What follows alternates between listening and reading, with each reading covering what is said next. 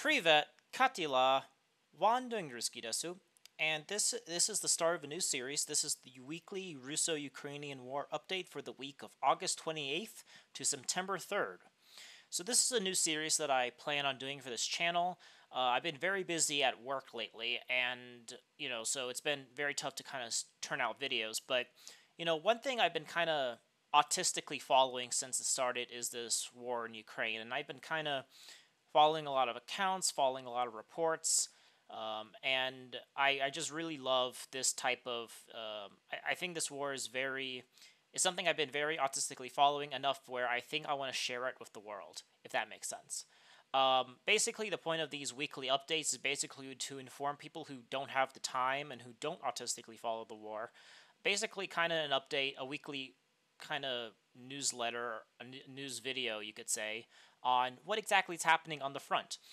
The reason why I'm doing it weekly. Now, there's a lot of people who do these war updates for this war, and a lot of them do it daily, and that takes a lot of work. And I respect the hell out of people who do those types of things. It requires a lot of effort, and such. But the main reason why I think that this type of war as we've seen, has turned into a war of attrition.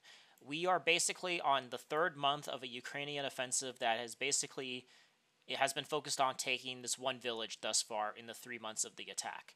And so that, this war isn't something you count by days. And so I think doing it giving a weekly update gives us a more better idea on what exactly actually happened, and gives us something to actually talk about instead of speculation. Because sometimes there's days where legit jack shit happened, or something happened where you could talk about it for that, maybe you need a few days of confirmation before you actually can confirm it or not.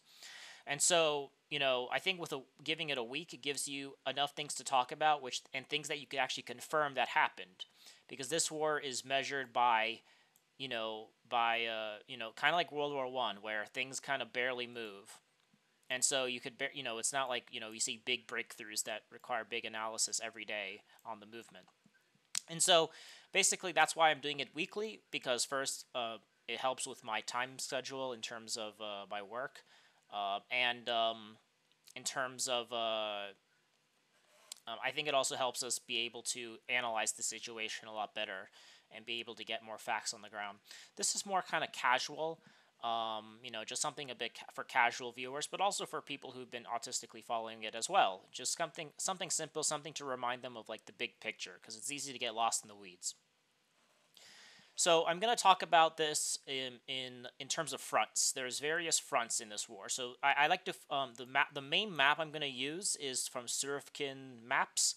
You could follow him on Twitter. I'll post his Twitter on the description.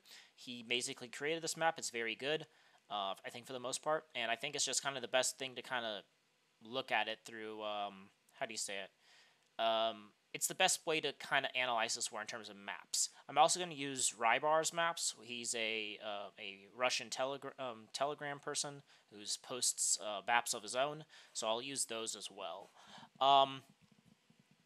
So first things first, we're going to talk about the main front. So basically, for the last 3 months, the main show in pizzazz, the main show has been in the Zaporozhye front.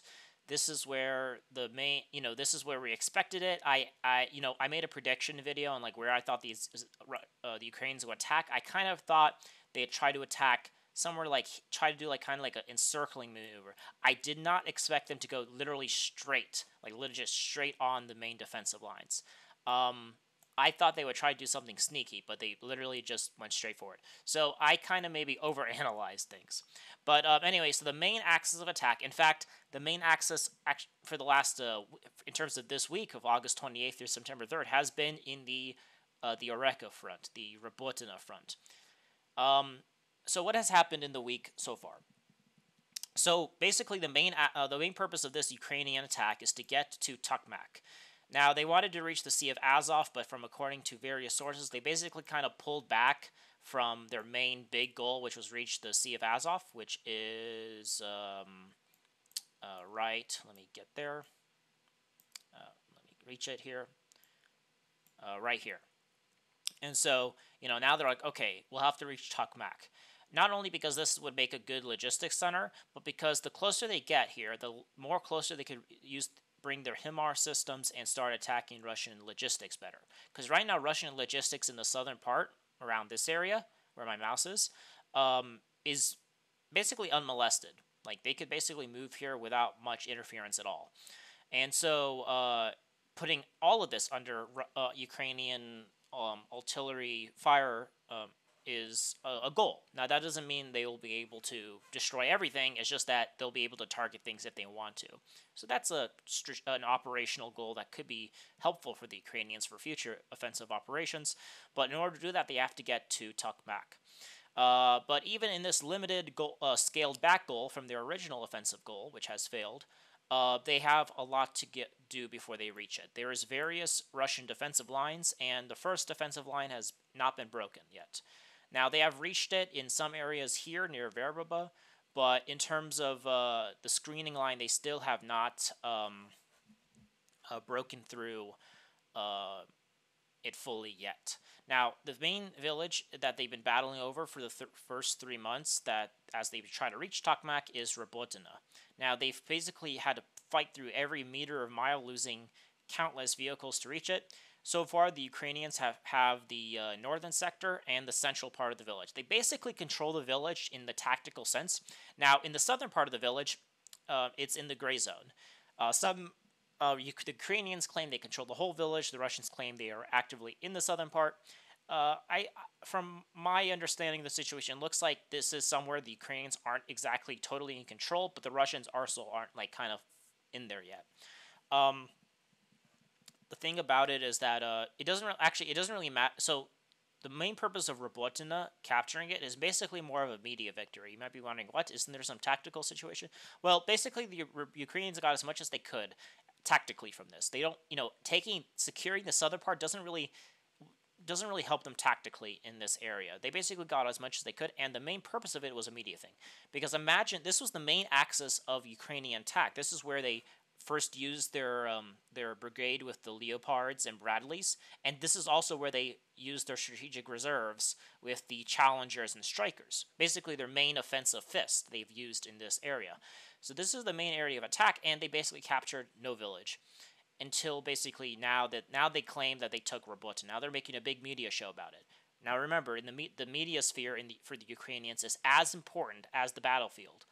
The battlefield is, winning in the battlefield is as important as winning in the media sphere. The Ukrainians, you have to understand that a linchpin of Ukrainian strategy is to win in the media sphere, because that is how they win support in the West. And the media sphere has been really shitty for the Ukrainians. So taking this village is they basically got the media victory out of it after they basically said they captured it. Now, a big thing, they're also saying, we breached the first main Russian defense line, meaning that since we took this village, now it's just kind of opens, everything else is going to be easy coming. So basically, they're trying to make a media victory so they could get a bigger weapons package from the United States and the Europeans. They have not captured the full village, but they captured most of it, so they've claimed they captured it, but in terms of breaching the first Russian defense line, that is a lie. But in terms of what they've done this week, basically according to sources, they basically have moved from trying to take the southern part of Robotina and basically focused on the village of Verbova right here. Now, you might be wondering, well, that's kind of odd. That's kind of like out of the way. Well, the thing is, you can't just go straight down. Here's the thing. They keep trying to go down to Nova Poprovka and keep going down. They'll start having this position where the Russian side, the Russian flanks are basically still unmolested. They could attack on the sides and basically cut off. You can't dig deep without taking out the flanks. So if they want to continue going down to Tokmak, they have to take Verbova, they have to take Kopana. They have to take these Russian positions on the heights here in order to secure the sides, and then they could keep going down. That's a bit of a tall order. And, that's why taking just Robotina wasn't enough. It's not like, okay, now we just have to take these villages and then we'll get to Tokmak. No, you have to take these villages on the side. Now, the other thing to talk about is that, so they basically refocused their operations to Verbova and to trying to nudge between Robotina and Verbova. So the main, Ukrainians have kind of been able to nudge themselves somewhere here. And so basically, what they're trying to do, and this is what they've been trying to do basically, is trying to get to the side of Nova Pavlovka. So not just attack downwards, but try to go to the side and flank the Russian positions who are settled here and are doing counterattacks to prevent the Ukrainians from solidifying over here. So basically, the main axis of attack is what they're hoping is to do a flanking thing and force the collapse of this area. This is why they're not attacking south anymore. They don't need to. They could try to wedge between these positions and then attack Nova Pavlovka from the side, hoping to force the Russians back to this position here near the first Russian defense line. Meanwhile, the Ukrainians have also been doing attacks on Verbova. They've been trying to attack through these a lot of Russian defense lines are here, because taking Verbova would make a very big dent in this position right here, which are kind of the screening line for this area of the front for Polodny. And so if they take Verbova, it'd be easy to go kind of here, attack on the side, and attack, again, you don't want to be attacked from the side. You want to keep the Ukrainians just attacking on one side. So, and also getting this, again, secures the Ukrainian flanks on keeping on the attack towards Tokmak.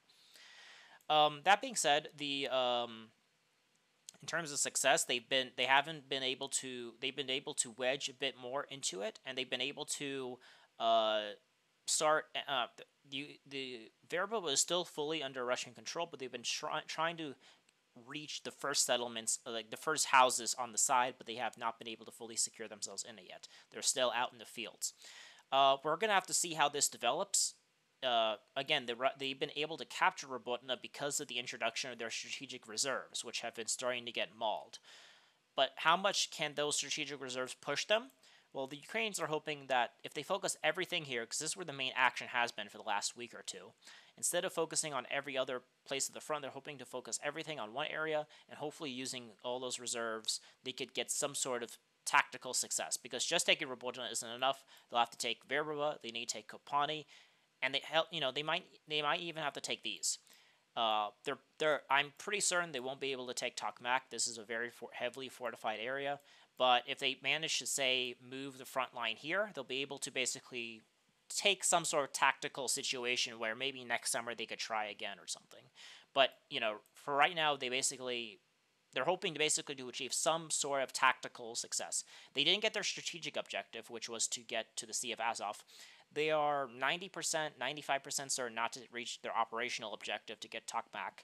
Who knows, maybe Russian lines break, but from my understanding of the situation, it will not. So now they are tactically trying to improve their situation here to create their own front line here so that they could then attack Tokmak. Will they succeed? Well, we have to see. They've been able to almost take Robotina. They've been able to wedge here, get slowly towards Nova Pavlovka and Verbova. But so far, we'll have to see how it works. Now they've been slowly making a little bit of progress, but we have to wait. And we see this in the Rybar. This is the latest Rybar map of the Orekhiv sector, as we can see.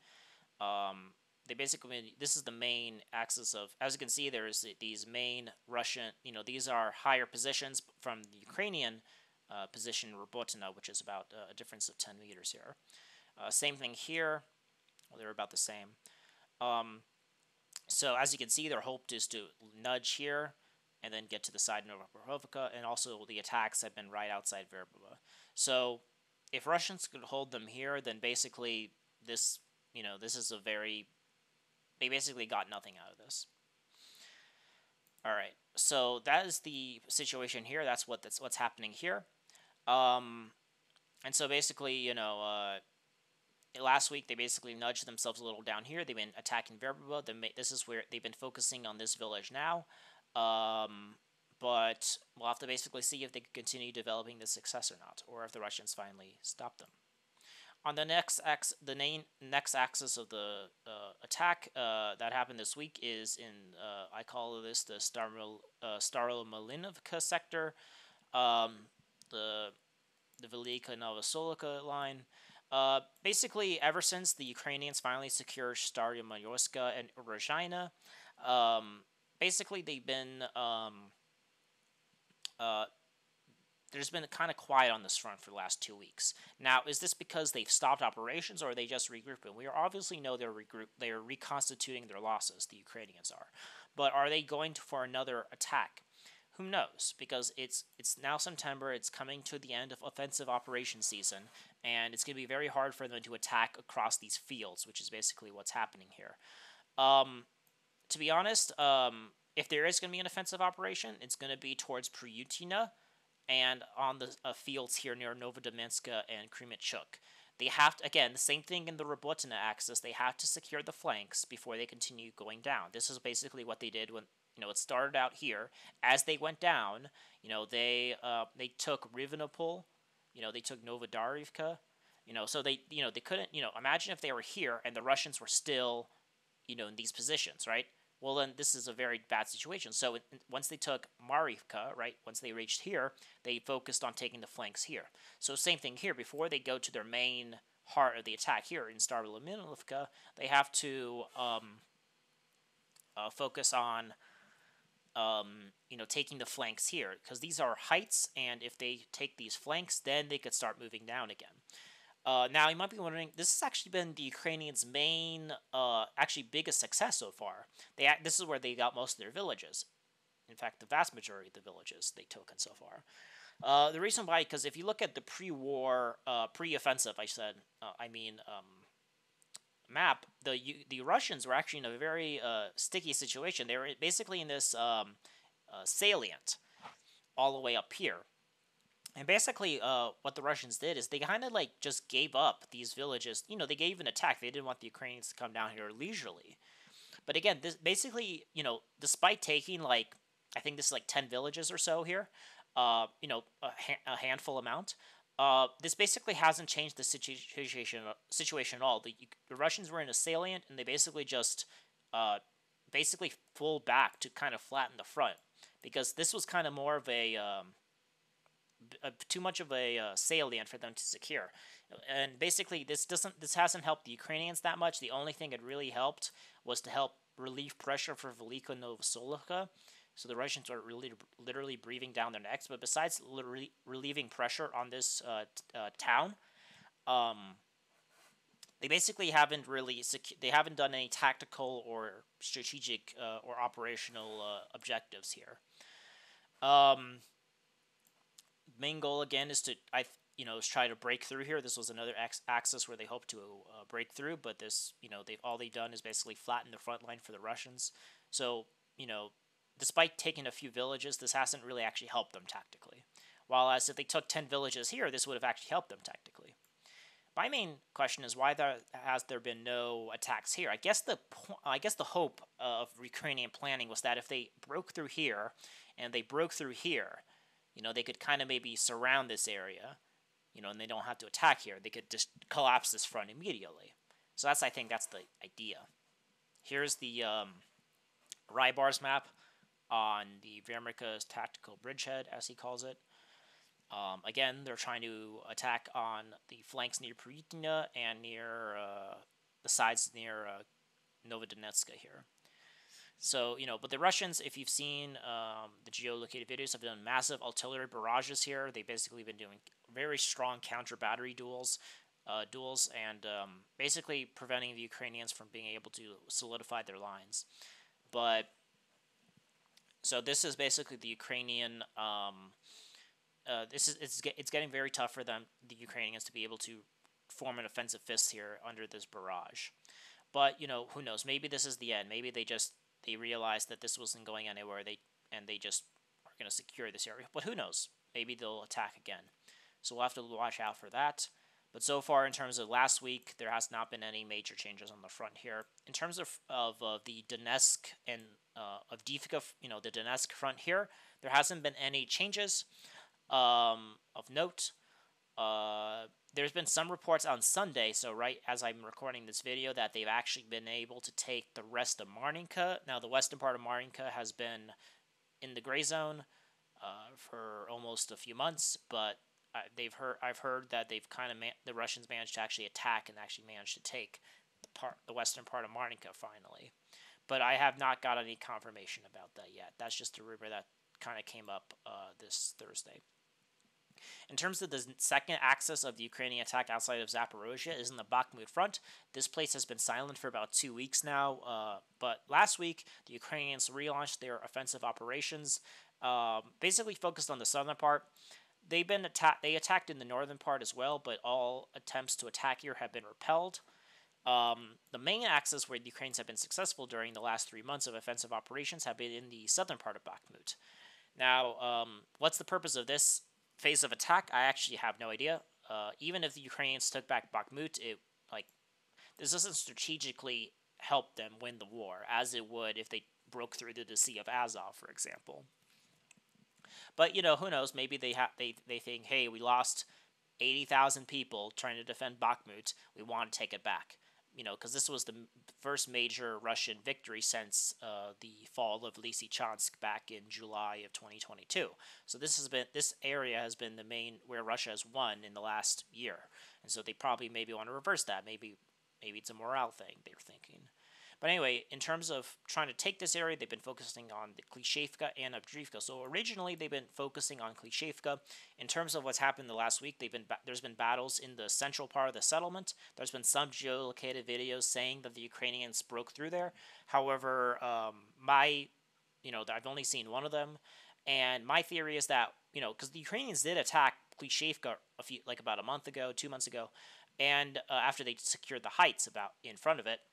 And that video might have been like an old video, because if you look at Russian geolocated videos, they're like, hey, we're trying to attack here, we're trying to take back the heights in front of Klishevka. Well, I mean, what's the point of attacking if you're losing the village? If the Ukrainians are attacking, it doesn't really make much sense. So, but again, geolocation is geolocation. So Klishevka is kind of like 50-50, kind of being fought over. The southern part, I think, is under the Ukrainians. The northern part is under the Russians. The central part, I think, is under the Russians, but some people, it could be maybe contested. Now, since they've not been able to fully secure Klishevka, the Ukrainians have been focused, actually, in the last week, not only trying to restart operations in Klishevka, but they've actually been focusing in the last month as well in the southern part of the southern part of the Bakhmut area. Mostly focused on Avdiivka. Here's the reason. Now, they've been focusing on trying to secure the rail line here. There's some geolocation videos that show the Ukrainians here. Basically, the purpose is to try to if they could take Avdiivka, they could then cut off the Russians who are battling in Klishevka, force them to go back here. So they basically are trying to force the Russians to give up Klishevka forcefully instead of pushing the Russians out. Now, the Russians still control Avdiivka. The Ukrainians have been doggedly trying to fight here. But again, the focus of the offensive operations here has been a pretty, have not been successful thus far. But again, this is not a critical situation, but it is a very bad situation in terms of, the Russians are having a tough time here. But they could still hold on, but the Ukrainians could also still break through. So this is an area to watch. They've been restarting operations here after about a few weeks pause. So we'll have to see if the Ukrainians manage to actually take Klishevka and or Avdiivka to force the Russians to head back to kind of their main defensive line somewhere, more to the back. Let's see, and this is the Rybar's map on Bakhmut. Again, they are trying to attack Klishevka. Most of it, he has it as mostly under Russian control, but all other offensive operations here have been, again, in the north have been repelled. It's mostly in the south where the Ukrainians have been successful, where they've kind of compromised Russian positions enough where they think if they put more pressure on it, they'll be able to be successful. Not a bad idea, but again, this takes a lot of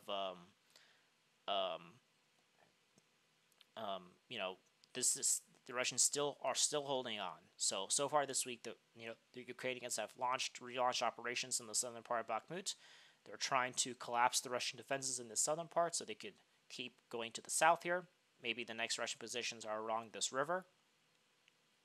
But So far, they have not been able to collapse the Russian lines as of yet. In terms of other areas, there's been no big changes. In terms of the Liman front here and the Seversk front, has been quiet. Same thing with the Kupiansk front. The village of Simkovka is still in the gray zone.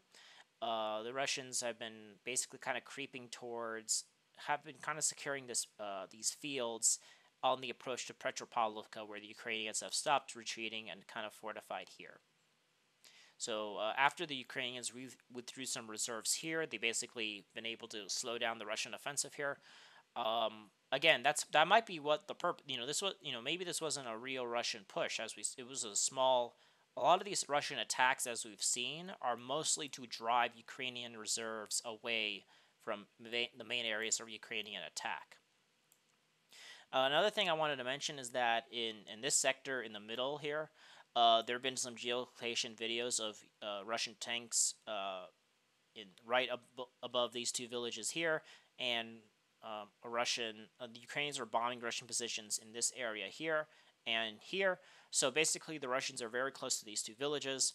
If they could capture them, if they could do an offensive operation here, they basically could kind of reach the Luhansk border, and then the Ukrainians would have to be forced to withdraw back to this defensive line here. But again, this is where the Russians did a small breakthrough here about a month ago, maybe a little over a month ago, but the Ukrainians have basically again moved reserves here to stop that push. Again, the point of these aren't to make a big offensive operation; it's to draw Ukrainian reserves away from other fronts where they would be more useful, like in Zaporozhye. Speaking now, in the reverse situation that the Ukrainians are using the same is in Kherson. So the Ukrainians have been attacking using small unit tactics, using small special forces to try to attack through the river here. The purpose again is like in the Swatovo-Kremenaya sector. The purpose of this is to pin down Russian forces who would then be redeployed from Kherson to Zaporozhye to help the Russians there.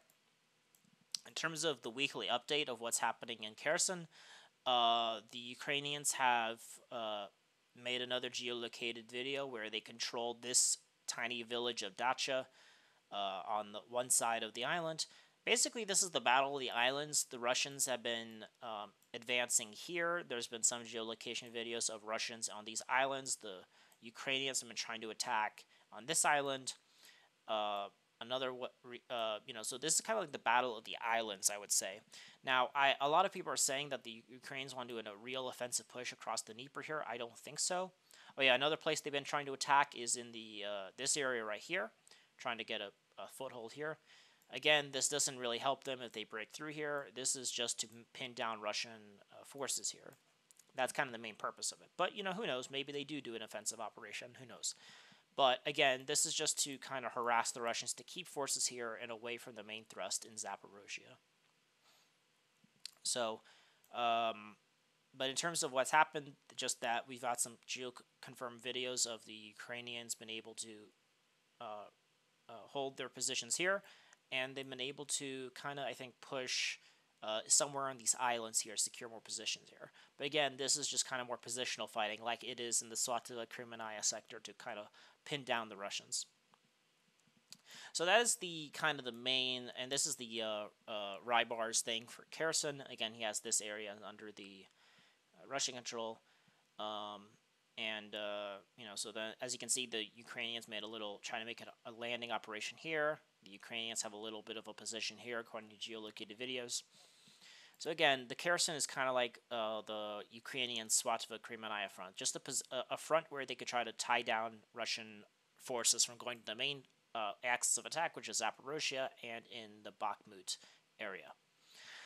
Those are the frontline tactics. In terms of other things, there's been an attack in Peskov right here, where the Ukrainians managed to use drones to destroy 2 Russian planes.